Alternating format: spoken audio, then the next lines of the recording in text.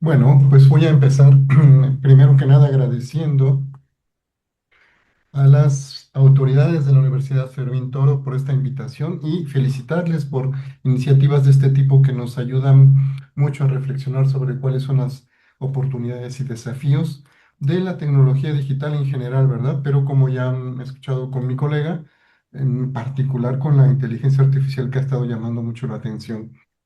Yo en un espacio de 20, 22 minutos quisiera desarrollar un tema que es en realidad la formación de un término que está en curso y es el término transdigital. Puesto que fui invitado a abordar el tema de la tecnología digital o la inteligencia artificial en la educación, lo primero que creo que debemos hacer cuando queremos reflexionar sobre cuál es el papel de la educación actualmente y qué tiene que ver con la empresa, con la iniciativa privada, con los negocios, ¿verdad? Es cómo estamos realizando la incorporación de la tecnología digital en la educación. Entonces, si me lo permiten, me voy a apoyar en una presentación como suele ser, porque el propósito de esta breve charla es describir rápidamente que existen nuevas situaciones inéditas en la tecnología digital y que esto está obligando a las personas que, bueno, ya bajé el volumen, me dicen por favor si se escucha mejor. Entonces esto está obligando a las personas que se dedican a formar nuevos recursos humanos a repensar todo lo que sabíamos hasta ahora sobre la educación. Entonces vamos a hacer una puesta en perspectiva, ¿verdad? Y esa puesta en perspectiva nos va a permitir proponer un nuevo término que es la educación transdigital.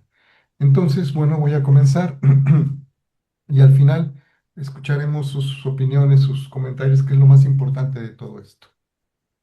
Rápidamente, para quienes estén familiarizados con las ciencias de la educación, esto les parecerá muy familiar.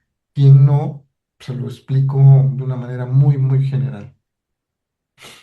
El estudio del aprendizaje, es decir, el estudio de cómo una persona puede em, desarrollar actividades para obtener alguna habilidad nueva, ¿verdad? Se inició desde el siglo XVIII, XIX. Hay distintas propuestas en ese siglo XVIII, XIX muy conductistas sobre cuál es la mejor manera de que una persona aprenda u otra persona enseñe. Esta postura conductista estaba basada mucho en el premio, ¿verdad? En la gratificación o en la sanción, en el castigo. Fue la manera primera como nos acercamos al estudio del aprendizaje. Y ese abordaje tan conductista se incorporó en los procesos educativos sobre todo de las universidades, pero en toda la educación en general. Quisiera que ubiquen que estamos hablando del siglo XVIII, XIX. Esto es propiamente la modernidad, lo que la gente llaman, los filósofos llaman la modernidad. Sin embargo, inmediatamente después hubo propuestas que trataron de superar una mirada tan limitada que es el castigo, ¿verdad? Y el premio, y fue la propuesta cognitivista. Entonces, las propuestas cognitivistas, cuando abordaron el tema de cómo aprendemos todas las personas, lo que decían es, suceden muchas cosas en la función de la mente, la función humana, que es pensar, que es donde debemos poner atención y es lo que debemos promover. Por ejemplo, que el aprendizaje sea muy gozoso, ¿verdad? Que tenga mucho significado para una persona y vean cómo se empiezan a alejar el discurso de la conducción y se empieza a meter en un proceso muy íntimo, ¿verdad? ¿Qué es lo que sucede en la mente para que una persona pueda aprender? Y de lo que se trata es de promover que ese aprendizaje sea gozoso. Se trata de fomentar la memoria, el análisis, la síntesis, etcétera. Ya en el siglo XX, la propuesta constructivista ya está muy influida por un pensamiento de izquierda y lo que propone es que Todas las personas sabemos algo, que ninguna persona en realidad aprende de cero, sino que todo lo nuevo significa cómo lo incorporamos. Eh, a ver, un momento, es que me están escribiendo ahora mismo.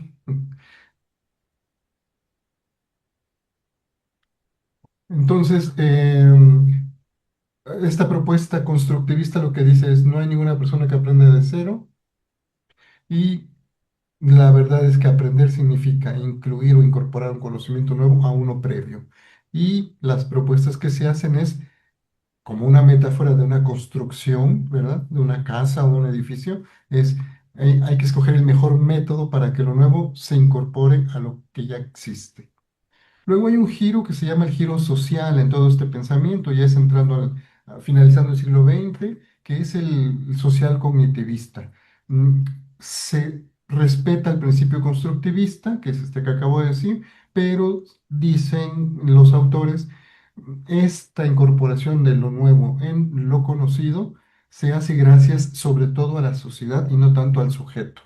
Entonces, como ven, ahora hay un giro a lo social, se empieza a estudiar las relaciones que las personas mantienen con otras personas, y pues hay un giro también constructivista, y ahorita nos encontramos desde 1970 que aparece ya la informática como disciplina de estudio, y el discurso posmoderno coincide con un discurso posmoderno, y vean cómo empieza el declive en los 70 del discurso moderno. Todo lo que habíamos dicho en la conductista, cognitivista, constructivista empieza a declinar para darle paso a un social constructivismo y cognitivismo. Y entonces ahorita nos encontramos ya desde hace 50 años en un discurso posmoderno, pero además con teorías que ponen la atención en la conectividad, porque es que ya la tecnología empezó a tener una preponderancia en todos los ámbitos de la vida, sobre todo en la educación.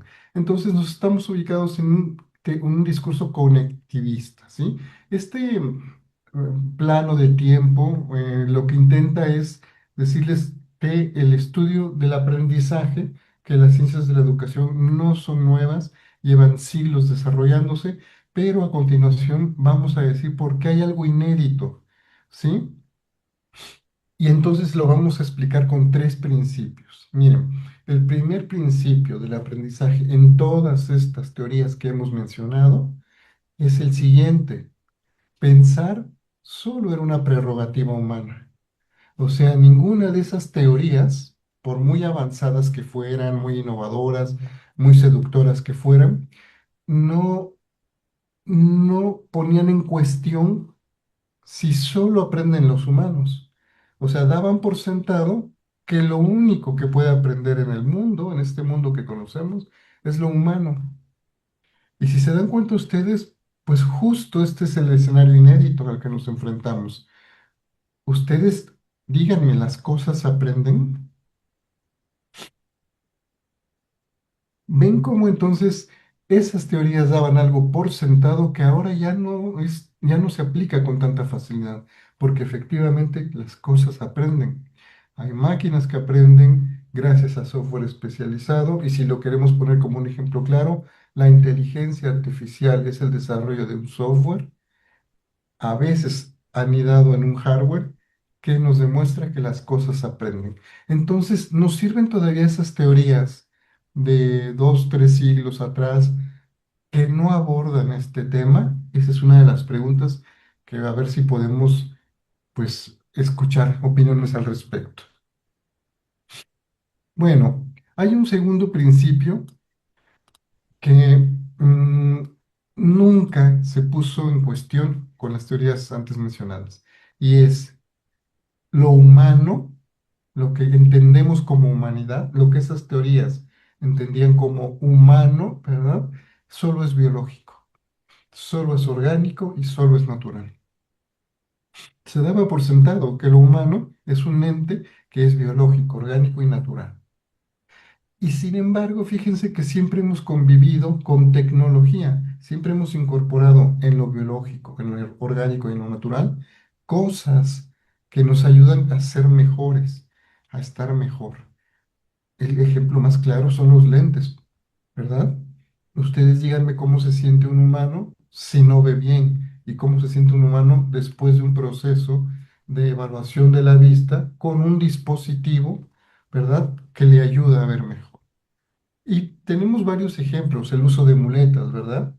Por ejemplo, tras un accidente, ustedes díganme si no esas cosas, si la incorporación de la tecnología, que no es biológica, ni orgánica, ni natural, pero que incorporada en los cuerpos biológicos, orgánicos y naturales, nos ayudan a ser mejores. Las prótesis de todo tipo, incluso las prótesis para los animalitos, a las mascotas, ¿verdad? Que tanto queremos, eh, hacen que las personas se sientan mejor.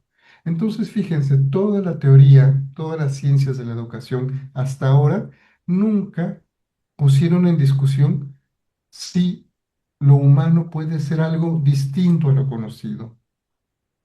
Y entonces aquí viene la propuesta naciente. Lo humano sí es orgánico, natural, biológico, está formado por átomos y en realidad es una tecnología analógica, pero también ahora es inorgánico, artificial, sintético, está formado por bits y es digital.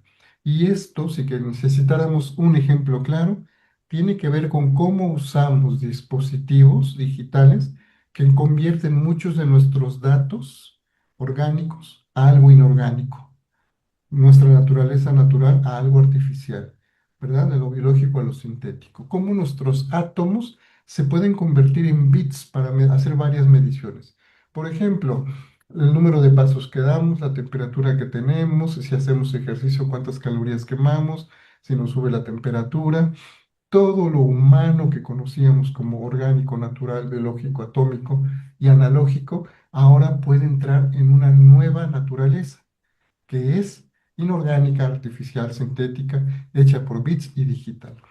Ninguna de las teorías antes mencionadas asumió que lo orgánico puede ser ambas cosas, y eso es algo inédito. Este es el segundo principio.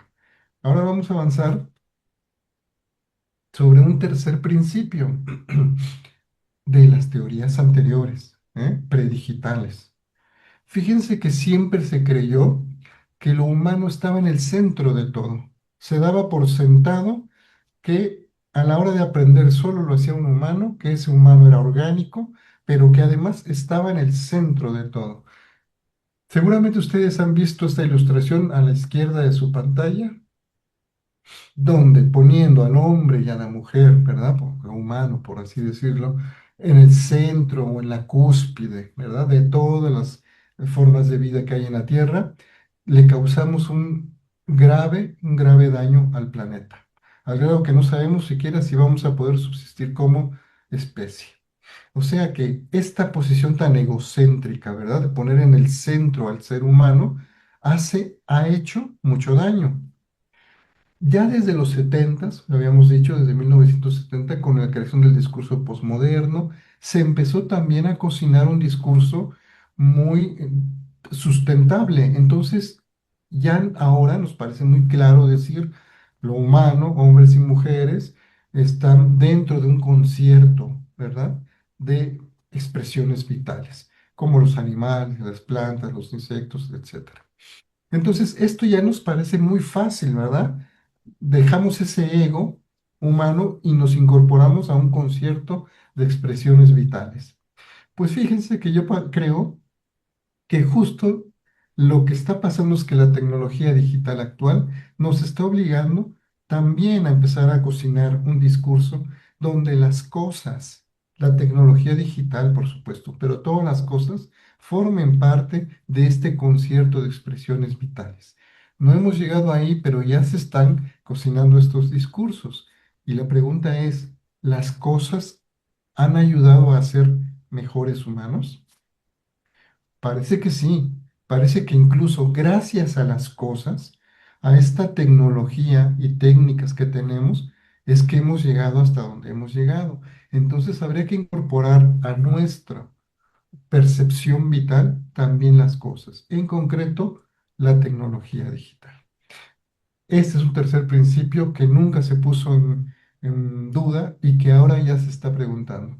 Pero entonces, ¿ustedes creen que descentrar al ser humano es algo nuevo? Fíjense que no. Ahora aquí la sorpresa es que ya desde hace mucho tiempo hemos descentrado la idea de lo humano. Y si ustedes recuerdan, Copérnico en 1500 y tantos, ¿sí? Propuso la teoría del heliocentrismo, que fue precisamente la que nos ayudó a pensar que no era la Tierra el centro del universo como antes se pensaba, sino que era el Sol, ¿verdad? El lente sobre el cual gravitábamos nosotros. Ahí fue el primer descentramiento humano. Miren que eso nos ayudó mucho a entender muchas cosas. El segundo descentramiento humano fue con la teoría de la evolución de Darwin, cuando nos dijo, la especie humana no es el centro, ¿verdad? De la evolución. Somos parte, formamos parte de un concierto de expresiones vitales, muy parecidas, muy cercanas a los primates. Y ese descentramiento del humano nos ayudó también a pensar muchas cosas. El tercer descentramiento fue en 1800 y tantos con Freud, ¿verdad? Cuando dijo que el ser humano no actuaba de una manera racional y controlada, sino que en realidad somos lo que el inconsciente dice que seamos. O sea que no somos dueños ni siquiera de nosotros mismos. Estos tres descentramientos, ¿verdad? Que la Tierra no es el centro del universo, que nuestra especie no es el centro del desarrollo evolutivo y que no somos ni siquiera dueños de nosotros, ya han sido ejercicios de descentramiento del humano. Entonces, ¿cuál es el nuevo descentramiento? Pues incorporar a las cosas y admitir que nuestra humanidad se puede distribuir a través de las cosas. ¿Y esto por qué es importante en la educación? Pues porque nos va a permitir admitir que gracias a las cosas podemos hacer mejor la educación, el aprendizaje, la enseñanza. Y la propuesta concreta, para empezar a dar un poco de orden a esto que tiene, ¿verdad?, un discurso muy abstracto, es que hemos identificado por lo menos 8 funciones, ¿verdad?, donde cosas y humanos juntos pueden trabajar en colaboración. Esto que los robots trabajen en colaboración con los humanos se llama cobot. O sea, no son los robots algo distinto a lo humano requiere los cobots trabajan mejor con los humanos. Este término cobot no es muy nuevo, tendrá unos 20 años, pero fíjense que hemos detectado que trabajando con, por ejemplo, inteligencia artificial, vamos a describir rápidamente sensorización, ser sensible al ambiente, ser sensible a lo externo, esa función, que también le podemos llamar agencia, ¿eh? Esa función de ser sensible al ambiente y registrar muchos datos para pasarlos a lo digital, datos como la temperatura, ¿verdad? Como la altura, como el movimiento, cómo detectar si alguien está enojado, cómo detectar una cara conocida o no reconocida, cómo detectar cómo se conduce una persona. La sensorización, sensar, lo hacen mejor los no humanos. Cuando los humanos tratamos de hacer eso, cometemos muchos errores.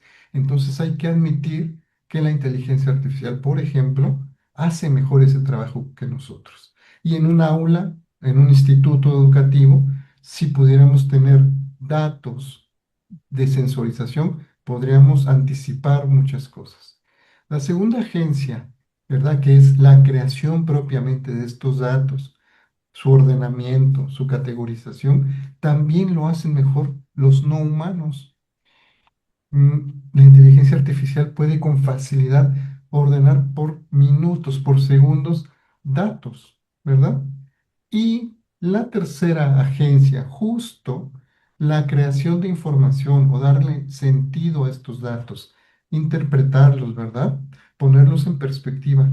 Eso sí, fíjense que lo hacemos mejor humanos y no humanos. O sea, cuando la mirada del ser humano, con toda su experiencia, con todos sus objetivos, con su misión, su visión, lee datos, puede crear información relevante en las instituciones, en las empresas, en las iniciativas privadas, en los negocios.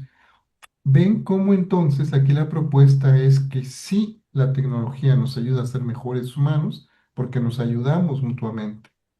La cuarta función o agencia, que es obtener un conocimiento, de la sensorización, la creación de datos y la información, también lo hacemos mejor, humanos y no humanos, porque ese conocimiento se traduce en relatos que podemos guardar, ¿verdad? Y esos relatos pueden ser muchos y la inteligencia artificial nos ayuda a guardar ese conocimiento, a protegerlo, a obtenerlo cuando lo necesitamos, ¿verdad?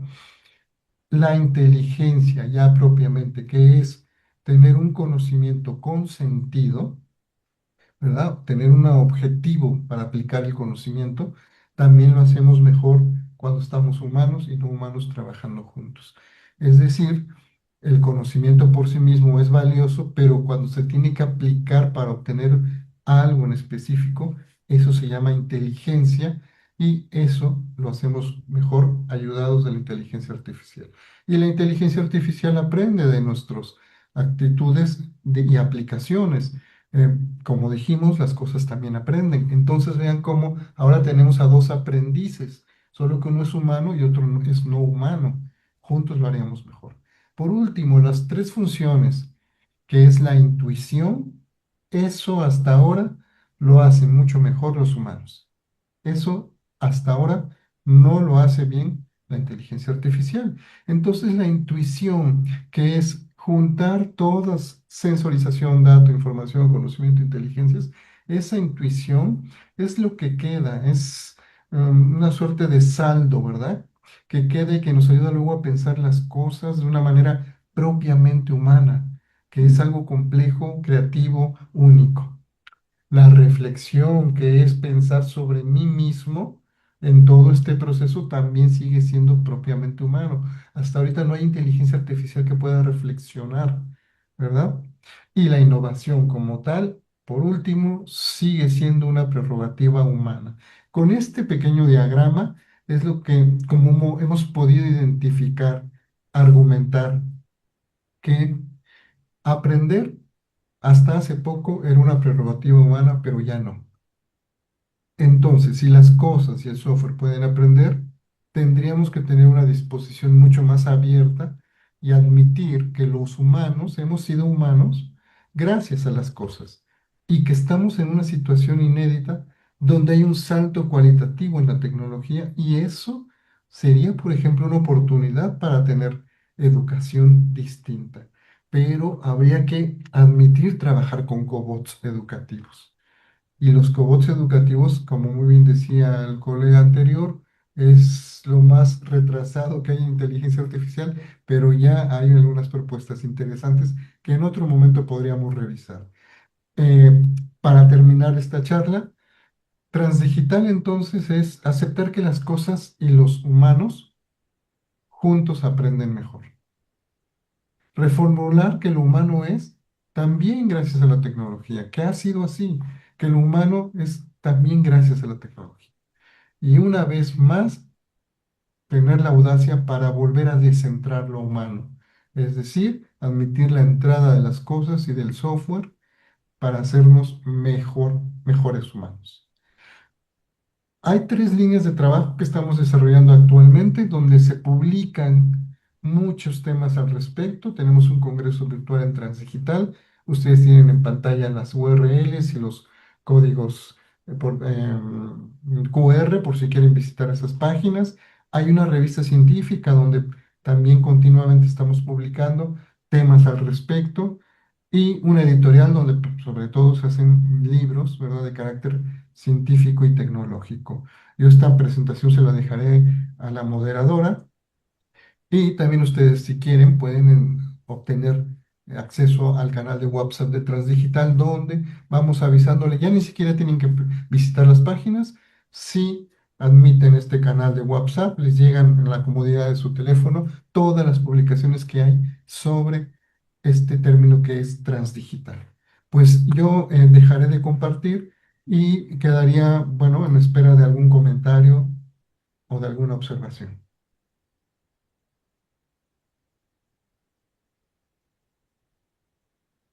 Bueno, voy a leer yo aquí unas tres preguntas que me llegaron. ¿Cuáles son los principales retos éticos que enfrenta la implementación de la inteligencia artificial generativa en entornos educativos? Sí, muchas gracias por las preguntas. Esta es la pregunta quizá más eh, común, la más frecuente que tenemos en los profesores y en las profesoras, porque si bien es muy conveniente el uso de tecnología digital, sobre todo de inteligencia artificial, hay como una preocupación, yo creo que exagerada y desmedida, sobre si se va a usar bien esa información. Miren, yo aquí ya les voy a hablar como un profesor que diariamente doy clases y que, claro, les pregunto a las alumnas y a los alumnos si usan inteligencia artificial y no la usan tanto como pensaríamos, ¿eh? No la usan tanto como pensaríamos y a la hora de que la usan, también tienen preguntas sobre cómo se cita lo que obtienen en la inteligencia artificial. Entonces, la verdad que el reto, en principio, es que las profesoras y los profesores podamos hablar de integridad académica, antes que del uso de inteligencia artificial, que podamos hablar de integridad académica, como hablábamos de eso cuando no había inteligencia artificial, ¿eh? O sea, cuando tenían que ir a la biblioteca y tomar sus notas y incluso no había internet y se les hablaba de integridad académica y tenían que estudiar manuales de citación y referencias como, por ejemplo, el multicitado APA, ¿verdad? Que es un manual que te dice por qué hay que citar, cómo hay que citarlo. Y en realidad ese manual es un curso de integridad académica. Yo creo que sigue siendo el tema, es la integridad académica. Lo que pasa es que hay una herramienta nueva, que es la inteligencia artificial. Saber cómo citarla, saber cómo exponer en la lectura, ¿verdad? En el texto que se usó inteligencia artificial. Eso es importante. Pero la verdad yo no he visto muchos casos de personas que traten de plagiar porque la verdad es que se nota cuando la inteligencia artificial redacta. Hay un término que se llama perplejidad. Cuando uno le pide un texto a la inteligencia artificial, hay poca perplejidad. O sea, la manera en que redacta la inteligencia artificial se nota un poquito reiterativa, acartonada, sumamente esquemática, y los seres humanos no somos así. Entonces, esa perplejidad que esperamos leer de los alumnos, cuando no la vemos, pues les llamamos y les decimos, a ver, colega, tú escribiste esto o no. O sea, fíjense cómo lo humano sigue siendo importante. La intuición, ¿verdad? Que era una función humana, nos sigue ayudando para abordar el reto el ético de la inteligencia artificial. La segunda pregunta es, ¿cómo puede la IA generativa personalizar el aprendizaje sin comprometer la privacidad de los estudiantes? Pues la IA va a hacer lo que nosotros pidamos. Entonces, el aprendizaje personalizado es una responsabilidad del sujeto, del humano, ¿verdad? Y la IA es un colaborador. Es decir, no hay ninguna IA que por sí misma pueda reconocer al humano que tiene enfrente. Es el humano el que tiene que platicar con la IA y entonces es el humano el que tiene que ir solicitando eh, maneras de aprender. Ahora, colegas, ¿no creen ustedes que eso es lo que hacemos los profesores? O sea, nos entramos a un aula y somos sensibles, ¿verdad? Vemos las caras de los chicos, platicamos con ellos, ponemos ejercicios y retroalimentamos rápido. O sea, la IA es un profesor automatizado, pero sigue siendo responsabilidad de la chica o el chico saber pedir, saber cómo aprende. Cuando quiere aprender algo, alguien, cómo lo aprende. Eso que llamamos metacognición, ¿verdad? Técnicamente. O sea, cuando yo quiero aprender algo nuevo, ¿cómo lo aprendo? ¿Cuál es la mejor manera que tengo yo para aprenderlo? Eso sigue siendo responsabilidad humana.